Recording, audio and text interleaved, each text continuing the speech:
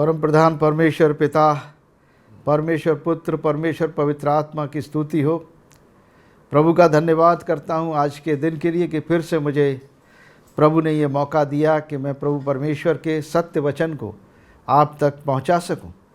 मेरे प्रियजनों, भाइयों, बहनों और बच्चों, परमेश्वर ने जगत की सृष्टि से और जगत की जब से रचना की, आदि काल से लिखा है, आदि में परमेश्वर ने आकाश और पृथ्वी की सृष्टि की। पृथ्वी और आकाश को इम्परफेक्ट नहीं बनाया था, परमेश्वर ने आकाश और पृथ्वी को परफेक्ट बनाया था। कोई कमी नहीं थी उसके अंदर, किसी प्रकार की कोई भी कमी और घटी न पृथ्वी में थी न स्वर्ग में थी। और परमेश्वर ने हर रोज़ 6 दिनों में सारी सृष्टि बनाई, सारे तारागण बनाए, सूरज और चाँद बनाए, दिन और रात बनाए, बादलों को, पानी को, पृथ्वी और आकाश में पानी को अलग किया और पानी को एक जगह इकट्ठा करके सूखी भूमि बनाई और सूखी भूमि को पृथ्वी कहा और जहाँ पानी इकट्ठा किया उसको समुद्र कहा। और तमाम समुद्र में जीव जंतु जानवर जो समुद्री हैं, जो पानी के जानवर हैं, उनको पैदा किया अपने वचन के अनुसार। पृथ्वी पर तमाम पेड़ पौधे, सब प्रकार के फल वाले वृक्ष परमेश्वर ने अपने शब्द के द्वारा पैदा किए। और इस प्रकार परमेश्वर ने जीव जंतु जानवर, चौपाए, रेंगने वाले जंतु, सब प्रकार के जंतु परमेश्वर ने अपने वचन के द्वारा 6ठे दिन सृष्टि किया। और 6ठे ही दिन परमेश्वर ने कहा, आओ हम मनुष्य को अपने स्वरूप और अपनी समानता में बनाएं।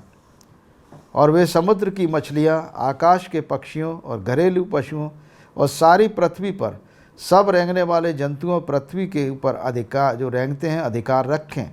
तब परमेश्वर ने मनुष्य को अपने स्वरूप के अनुसार की उत्पन्न किया, अपने ही स्वरूप के अनुसार परमेश्वर ने उसको उत्पन्न किया, नर और नारी करके मनुष्यों की सृष्टि की। और 2 अध्याय में उसके 7 पद में लिखा है कि परमेश्वर ने आदम को भूमि की मिट्टी से रचा और उसके नथनों में जीवन का सांस फूंका और आदम जीवता प्राणी बन गया। और आगे लिखा है कि परमेश्वर ने कहा, जब आदम को एक बगीचे में रखा, जैसे हम बागे अदन कहते हैं, उस अदन की वाटिका में रखा और अदन की वाटिका में रखने पर देखा कि आदम अकेला है। और कहा परमेश्वर ने, मैं उसके लिए कोई ऐसा सहायक बनाऊंगा जो उसके साथ मेल खाए। और उसके लिए परमेश्वर ने तमाम जीव जंतु जानवर सबके उसने नाम रखे आदम ने, परंतु कोई भी ऐसा नहीं था जो आदम के साथ संगति कर सके। इसलिए मेरे प्रियो, आपके पेट्स हो सकते हैं, आप उनसे बहुत प्रेम करते हो, पेट्स अपनी जगह है। जीव जंतु जानवरों से प्रेम करना, उनकी देखभाल करना, ये हमारा बहुत बड़ा जिम्मेदारी है, परमेश्वर ने दी है। क्योंकि परमेश्वर ने कहा है कि सारे घरेलू पशु और सारे जंगली जानवर, सबकी देखभाल करना और सबकी जिम्मेदारी और सब पर अधिकार परमेश्वर ने मनुष्य को दिया है। परंतु परमेश्वर ने संगति के लिए और फेलोशिप के लिए जीव जंतु जानवर नहीं बनाए।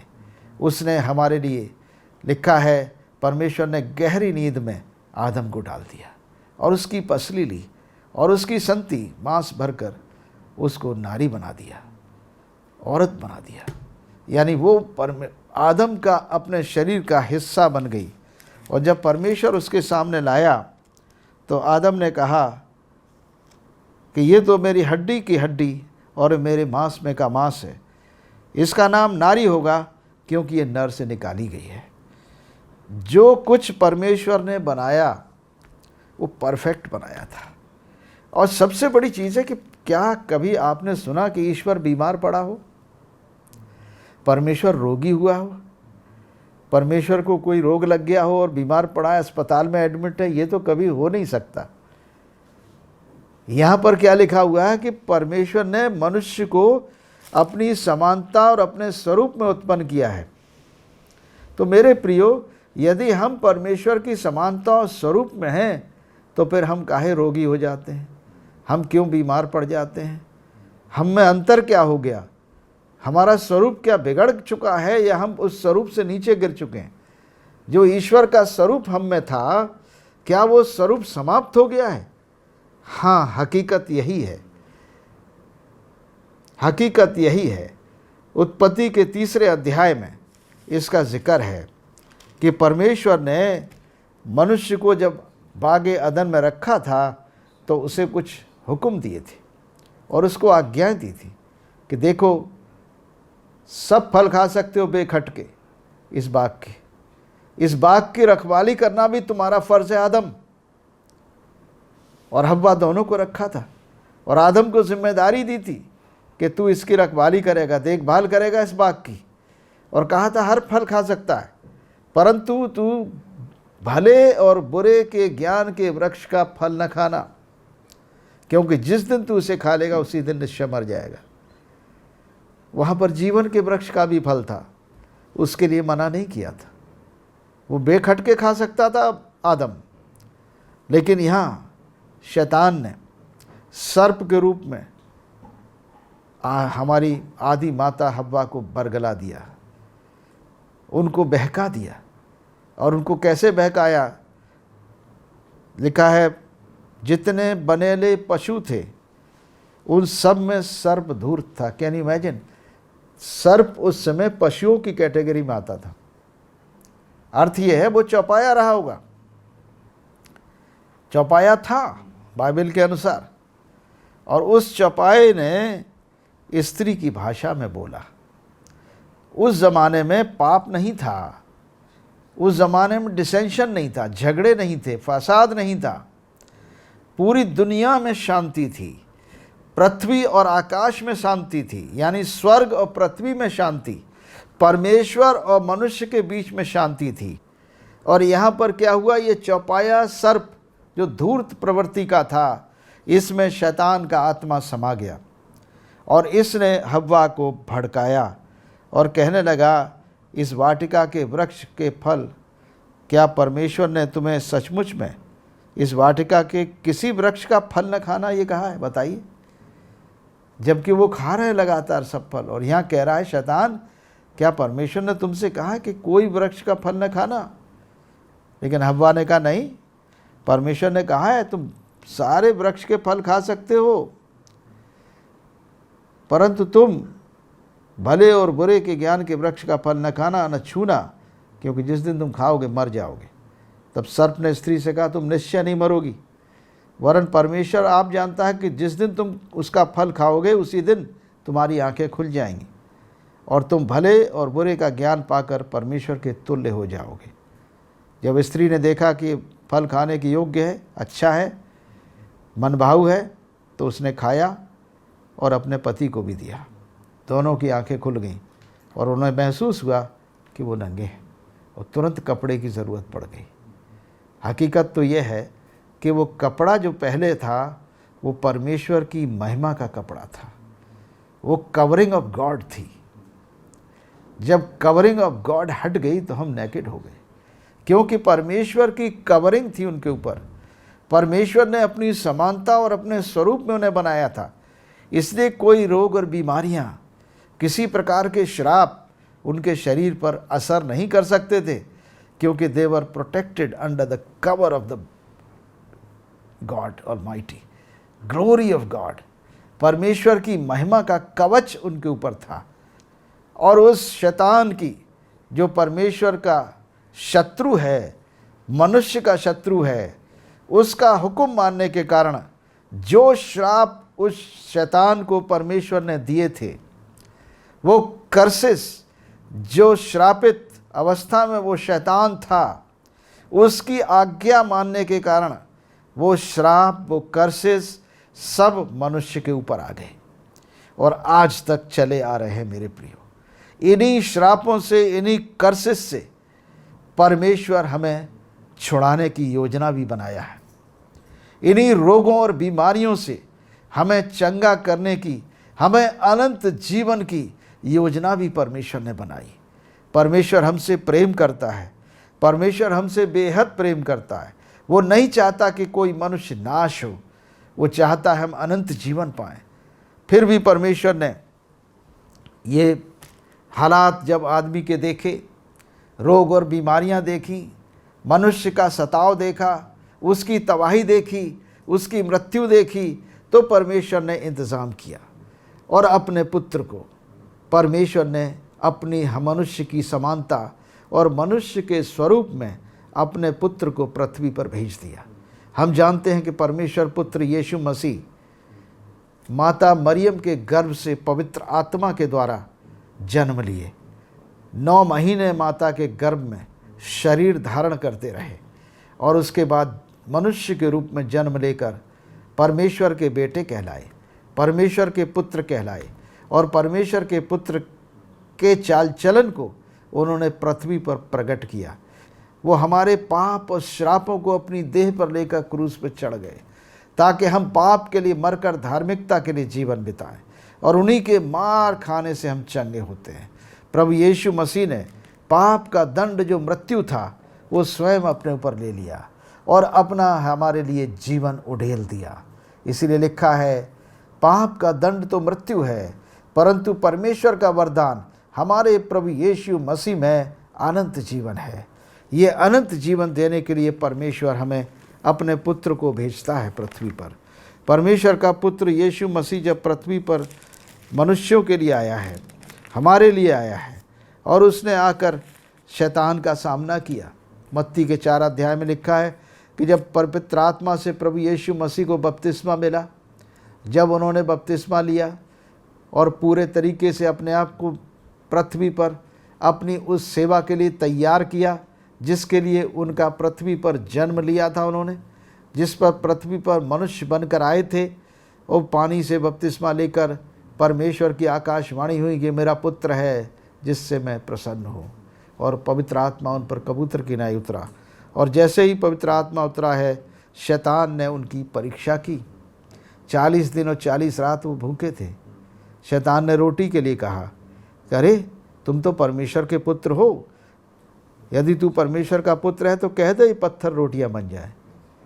आराम से बन जाती रोटी अगर वो कह देते, उसमें क्या परेशानी थी। लेकिन उन्हें शैतान की आज्ञा नहीं माननी थी। वहाँ पहले आदम के साथ क्या हुआ था? पहले आदम ने शैतान की आज्ञा मान ली कि क्या परमेश्वर ने तुम्हें किसी फल को खाने को मना किया है? उन्होंने कहा हाँ, सब कुछ खा सकते हैं लेकिन एक वृक्ष के फल के खाने को मना किया और कहा उसे छूना भी मत, खाना मत, जिस दिन खाओगे उस दिन मर जाओगे। और ये खाने का ही तो वास्ता था। यहाँ पर आदम और हव्वा भूखे नहीं थे, परंतु केवल एक वृक्ष जिसके लिए उन्होंने मना किया था, उस वृक्ष के फल को खाने के लिए शैतान ने उनको परीक्षा में डाला। और यहाँ भी देखिए, मत्ती के 4 अध्याय में प्रभु यीशु मसीह 40 दिन के उपवास में है, कुछ नहीं खाया पिया है, और शैतान उनकी परीक्षा करने के लिए आ गया और सबसे बड़ी परीक्षा कर रहा है कि आप तो परमेश्वर के पुत्र हो, पत्थर से कह दो ये रोटी बन जाएंगे तुम्हारे लिए और तुम खा लोगे, तुम्हारी भूख खत्म हो जाएगी। यहाँ कोई रोटी देने वाला जंगल में नहीं है आपके लिए। प्रभु यीशु मसीह ने उसे उत्तर दिया, लिखा है मनुष्य केवल रोटी से नहीं परंतु हर एक वचन से जो परमेश्वर के मुख से निकलता है जीवित रहेगा। प्रभु वचन से परमेश्वर ने शैतान को डिफीट कर दिया। और वहाँ क्या हुआ? आदम ने क्या किया?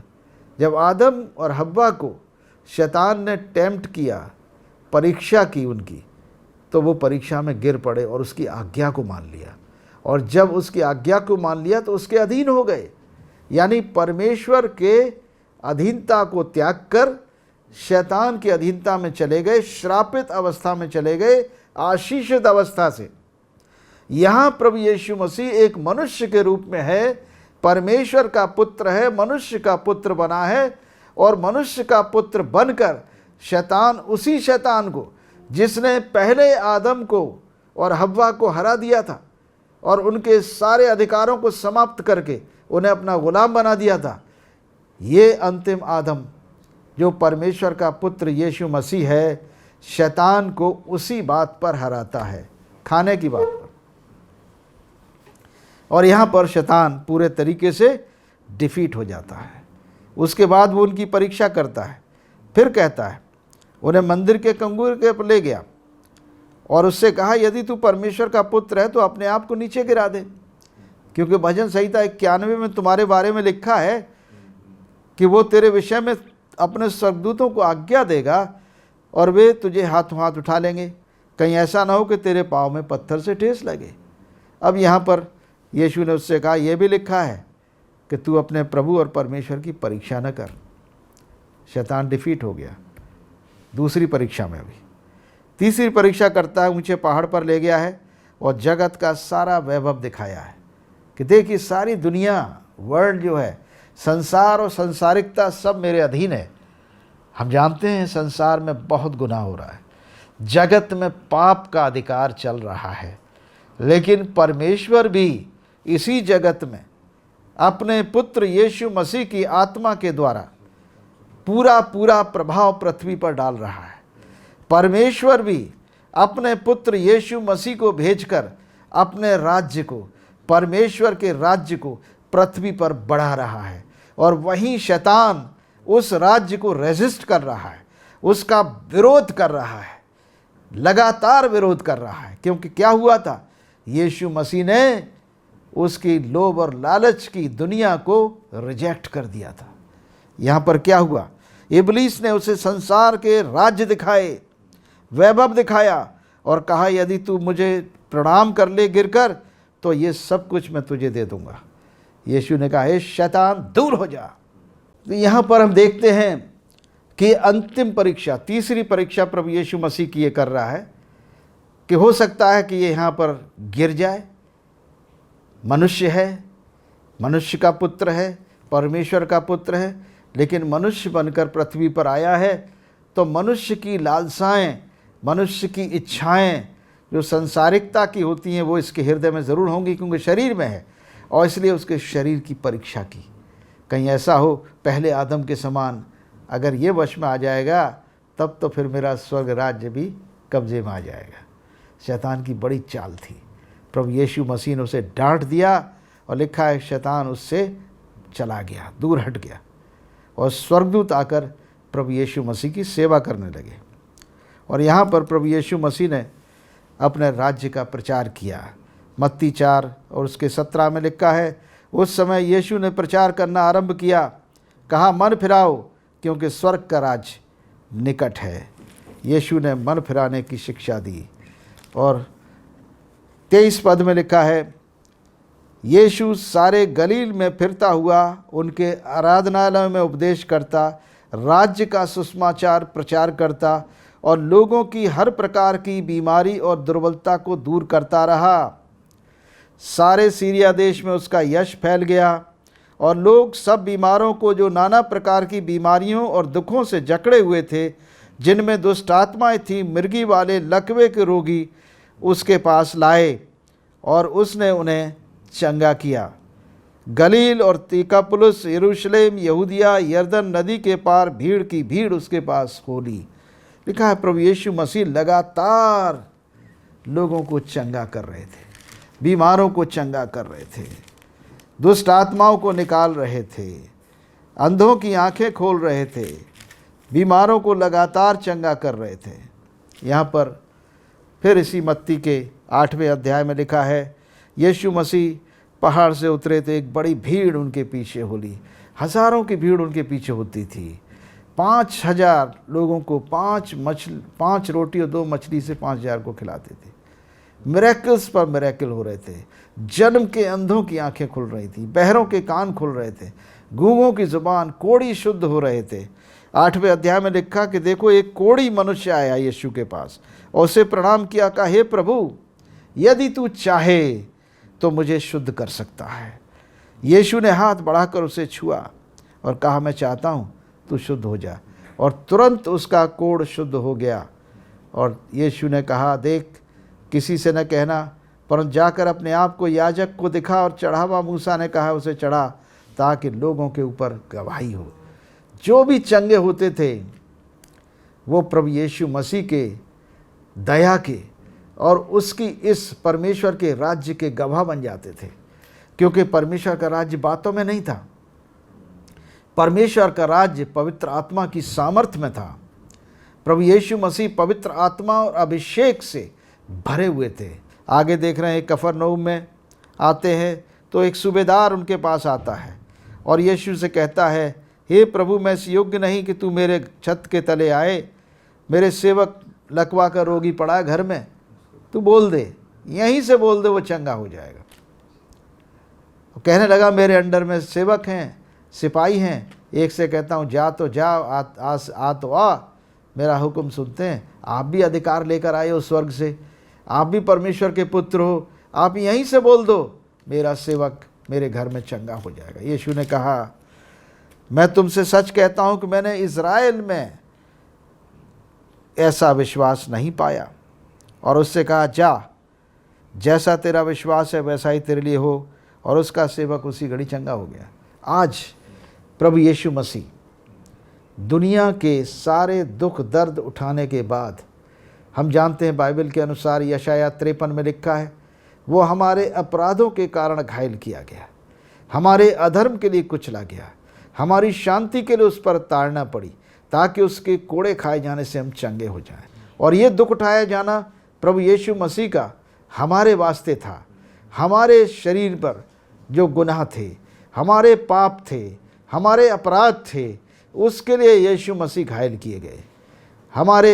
हमारे अधर्म के लिए वो क्रूस पर कुचले गए, हमारी शांति के लिए उन पर ताड़ना पड़ी, ताकि उनके कोड़े खाए जाने से हम चंगे हो जाएं। मेरे प्रियो, आज भी 2000 साल बाद भी प्रभु यीशु मसीह का अनुग्रह और पवित्र आत्मा की शक्ति और उसकी संगति और परमेश्वर का प्रेम इस पृथ्वी के मनुष्यों के लिए कम नहीं हुआ है। प्रभु यीशु मसीह आज भी हमारे वास्ते हमें चंगा करने को तैयार है। वो स्वर्ग में जीवित पृथ्वी से उठाया गया था। 2000 साल पुरानी ऐतिहासिक घटना है। प्रभु यीशु मसीह को जब क्रूस पर चढ़ाया गया, उन्होंने क्रूस पर अपने प्राणों को त्यागा। और पहले से उन्होंने भविष्यवाणी कर दी थी कि देखो मसीह दुख उठाएगा, पापी मनुष्य के हाथ लज्जित किया जाएगा, दंडित किया जाएगा, क्रूस पर टांगा जाएगा, मारा जाएगा, गाड़ा जाएगा और तीसरे दिन मुर्दों में से जी उठेगा। यह हकीकत है। प्रभु यीशु मसीह आज से 2000 साल पहले मारे गए, गाड़े गए और तीसरे दिन मुर्दों में से जी उठे। ये ऐतिहासिक घटना है। उस समय के रोमियों के इतिहास में ये घटना दर्ज है।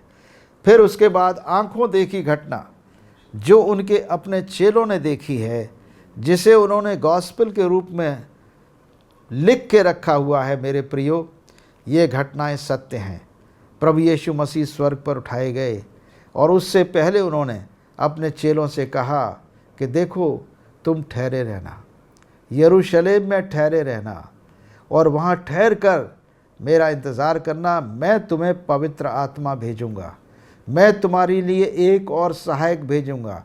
जो यूहन्ना के 14 अध्याय और 16 पद में उन्होंने जिस सहायक का जिक्र किया है, वो जानते हैं कि मनुष्य दुर्बल है, आदमी के पास कमज़ोरियाँ हैं, आदमी कमज़ोर है, जेनेटिक कर्सेस हैं, जेनेटिक पाप हैं जिसको लेकर हम पैदा होते हैं।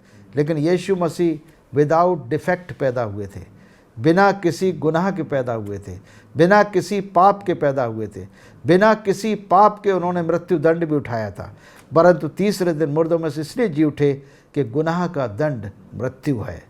परंतु परमेश्वर का वरदान हमारे प्रभु यीशु मसीह में अनंत जीवन है, इसलिए कि यीशु मसीह स्वयं तीसरे दिन जी उठे। अनंत जीवन देने की शक्ति उन्हीं में है। यीशु ने अपने चेलों को अधिकृत किया, चेलों को अधिकार दिया। मरकुस रचित सुसमाचार उसके 16 अध्याय और उसके 17 और 18 पद में लिखा है चेलों के लिए कि विश्वास करने वालों के ये चिन्ह होंगे कि मेरे नाम से दुष्ट आत्माओं को निकालेंगे, अन्य भाषाएं बोलेंगे, सांपों को उठा लेंगे, यदि नाशक वस्तु भी पी जाए तो भी कुछ हानि न होगी, वे बीमारों पर हाथ रखेंगे और चंगे हो जाएंगे। याकूब 5, 14 और 15 में लिखा है कि यदि कोई बीमार रोगी है तुम्हारे बीच में तो कलीसिया के एल्डर्स को बुलाओ, वो अभिषेक का तेल मलकर प्रार्थना करेंगे तो रोगी चंगा हो जाएगा, और यदि उसने पाप भी किए हों उसकी क्षमा की जाएगी। प्रभु का वचन है ये, और यदि हम वचन पर विश्वास करेंगे तो निश्चय उसकी आशीष को प्राप्त करेंगे। परमेश्वर अपने वचन से कभी पीछे नहीं हटता। मेरे प्रियो, यीशु ने जो कहा है वो करेगा। उसने अधिकार अपने चेलों को दिया, उसने अधिकार विश्वासियों को दिया है। और आज मैं और आप विश्वासी हैं और इस अधिकार का हमें इस्तेमाल करना चाहिए कि जो कुछ हम पृथ्वी पर बांधेंगे वो स्वर्ग में बांध दिया जाएगा, जो कुछ हम पृथ्वी पर खोलेंगे स्वर्ग में खोल दिया जाएगा। प्रभु का वचन मत्ती 28:18 और उसके 18 पद में कह रहा है, बहुत सफाई से कह रहा है। और इसलिए इस वचन के अनुसार हमारी आवश्यकता है कि हम पृथ्वी पर क्या बांधें और क्या खोलें। प्रभु जीवन देने आया है, मृत्यु नहीं। प्रभु हमें चंगा करने आया है, बीमार और रोगी नहीं। तो इसका अर्थ यह है, ये रोग और बीमारियां परमेश्वर की इच्छा हमारे लिए नहीं है। हमारे लिए मृत्यु की इच्छा परमेश्वर की नहीं है, हमारे लिए जीवन की इच्छा है। इसलिए हर मनुष्य के हृदय में हमेशा जिंदा रहने की इच्छा है। हर मनुष्य के हृदय में चंगा रहने की इच्छा है, तंदुरुस्त रहने की इच्छा है। कोई मनुष्य रोगी रहना नहीं चाहता है। अगर रोग और बीमारियां परमेश्वर की इच्छा होती तो हमारी भी इच्छा वही होती। यदि मृत्यु परमेश्वर की इच्छा होती तो हमारे अंदर भी वही इच्छा होती। परमेश्वर ने मनुष्य को अपनी समानता और अपने स्वरूप में बनाया है, इसलिए हमारे अंदर अनंत काल तक जीने की इच्छा है। जैसा परमेश्वर जिंदा है, परमेश्वर अनंत काल से अनंत काल तक जिंदा है, ऐसे ही मनुष्य के अंदर इच्छा है अनंत काल से अनंत काल तक जीवित रहे, सनातन काल तक जीवित रहे। जैसा प्रभु ने लूका के 10 अध्याय और उसके 19 पद में कहा है, मैंने तुम्हें सांपों और बिच्छुओं को रौंदने का और शत्रु की सारी सामर्थ्य पर अधिकार दिया, किसी वस्तु से तुम्हारी हानि न होगी। मेरे प्रियो, ये शत्रु की चाल है, मनुष्य के ऊपर आक्रमण है। जो महामारी है, जो पैंडेमिक है, जब कोरोना वायरस का आक्रमण हुआ है पृथ्वी पर, हम मनुष्यों के नाश के लिए, विनाश के लिए, ये परमेश्वर की इच्छा बिल्कुल नहीं है। परमेश्वर की इच्छा है कि हम तंदुरुस्त रहें, हम जीवित रहें और हमेशा की ज़िंदगी हमें मिले। परमेश्वर की इच्छा हमें मारने की नहीं है, उसकी जिलाने की इच्छा है। और इसलिए मैं उसकी इच्छा के अनुसार, परमेश्वर के उस दिए हुए अधिकार के अनुसार प्रार्थना करूंगा, ताकि आपके जीवन में जीवन आए और मृत्यु जीवन से हट जाए, हर मनुष्य से हट जाए। रोग और बीमारियां प्रभु यीशु के पवित्र नाम से जड़ से उखड़ जाएं। शैतान की सामर्थ्य को हम यीशु के नाम से पृथ्वी से बांध देते हैं, क्योंकि जो कुछ हम पृथ्वी पर बांधेंगे वो स्वर्ग में बांध दिया जाएगा। हम कोरोना वायरस की शक्ति को, इसकी श्रापित आत्मा को, इसके पीछे शक्ति जो है शैतान की, दुष्ट की शक्तियों को यीशु नासरी के नाम से बांधते हैं और हुक्म देते यहाँ से उखड़कर अथाह कुंड में चले जाए। और रोगी जितने भी हैं, कहीं भी रोगी क्यों ना हो पृथ्वी पर, भारत में, महाराष्ट्र के अंदर, बॉम्बे के अंदर, उज्जैन के अंदर, और जो इंदौर में है, और जो सबसे ज़्यादा अहमदाबाद गुजरात में है, यूपी के अंदर है, आगरा में सबसे ज़्यादा है, नोएडा में है, इन सब इलाकों से यीशु नासरी के नाम से ये जड़ से उखड़ जाए, बीमारी समाप्त हो और एक एक मनुष्य चंगा हो जाए। सभी देशों से उखड़े ये रोग समाप्त हो प्रभु यीशु नासरी के नाम से। और आपका शरीर सर से पैर तक प्रभु का आत्मा आपको छू ले। यीशु मसीह स्वर्ग से हाथ बढ़ाए और स्वर्ग से हाथ बढ़ाकर आपके सर पर हाथ रखे, आपको छू ले, और जो भी रोग और बीमारी है आपके शरीर में, यीशु नाम से जड़ से निकल जाए। हमारी इसी प्रार्थना को हम परमेश्वर पुत्र यीशु मसीह के नाम से और उनकी महिमा के लिए हम विनती करते हैं। आमीन। प्रभु आप सबको बड़ी आशीष और बरकत दे। परमेश्वर आपको शक्ति दे और अपने परमेश्वर जीवते पुत्र यीशु मसीह के आप गवाह बने। आमीन। जय यीशु।